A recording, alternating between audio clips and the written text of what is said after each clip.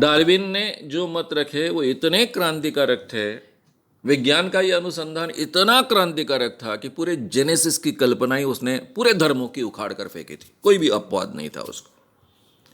अब जेनेसिस झूठा है यानी धर्म झूठा हो गया, क्योंकि धर्म का हर शब्द प्रमाण होता है। धर्म में जो बातें कही गई वो 100% सही होती है, ऐसा दुनिया मानती थी, धार्मिक लोग मानते थे। और जेनेसिस की कल्पना पूरी तरह से झूठ, तो नेचुरली पूरे के पूरे धर्म खिलाफ हो जाएंगे, इसकी जानकारी तो थी डार्विन को। लेकिन किसी चर्च ने डार्विन को तकलीफ नहीं दी, पूरे दुनिया में उसको कभी चर्च के द्वारा तकलीफ नहीं हुई।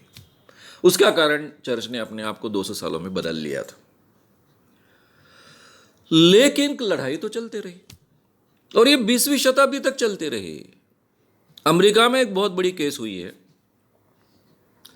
क्योंकि डार्विन का उत्क्रांतिवाद का सिद्धांत स्कूलों में सिखाना नहीं सिखाना, इसके बारे में काफी बहस चली। इवोल्यूशन की थियरी सिखानी है नहीं सिखानी है। अब ये बात जब आई तब तक तो डार्विन की इवोल्यूशन की थियरी करीबन प्रूफफुल, यानी जिसको हम कह सकते हैं कि पूरी तरह से सिद्ध हो चुकी थी, उसमें कोई मिसिंग कड़ी अभी बची नहीं थी। इस अवस्था में अमेरिका के एक प्रांत के माता पिता कोर्ट में गए। उनका कहना था कि हमारे बच्चे जिस स्कूल में पढ़ रहे हैं उस स्कूल में डार्विन की उत्क्रांतिवाद की यानी इवोल्यूशन की थियरी सिखाई नहीं जाती है, जबकि वो करिकुलम का हिस्सा भी है, इसके बावजूद नहीं सिखाई जाती है। लंबी फाइट चली, पूरे दुनिया में काफी स्कूल कॉलेजेस चर्च के अंडर होते हैं।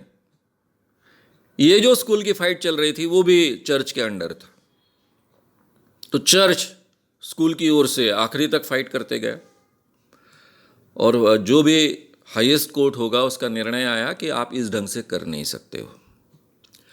विज्ञान की जो बातें हैं, जो सही बातें कर कर सिद्ध हो चुकी है, वो आपको विज्ञान की सिद्ध हो चुकी सही बातें हैं ऐसा सिखाना ही पड़ेगा।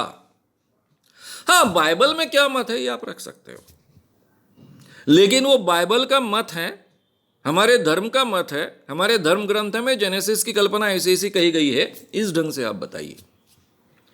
डार्विन का उत्क्रांतिवाद का सिद्धांत झूठा है और हमारा सच है, इस ढंग से आप बात को मत रखिए। इतने स्पष्ट आदेश अमेरिकन कोर्ट ने दिए और मुझे लगता है ये बहुत बड़ी लड़ाई थी आज के ज़माने की।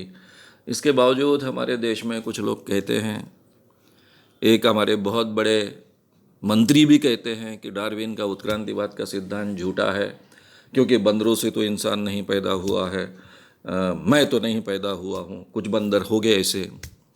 अब सही बात ऐसी है कि बंदरों से इंसान पैदा हुआ है, डार्विन के उत्क्रांतिवाद का सिद्धांत का हिस्सा ही नहीं है।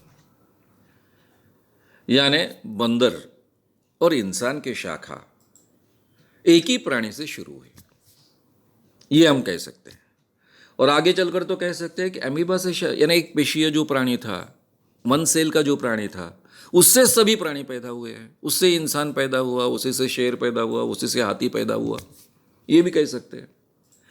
तो इसलिए जो सच्चाई है वो हमको स्वीकारनी पड़ेगी।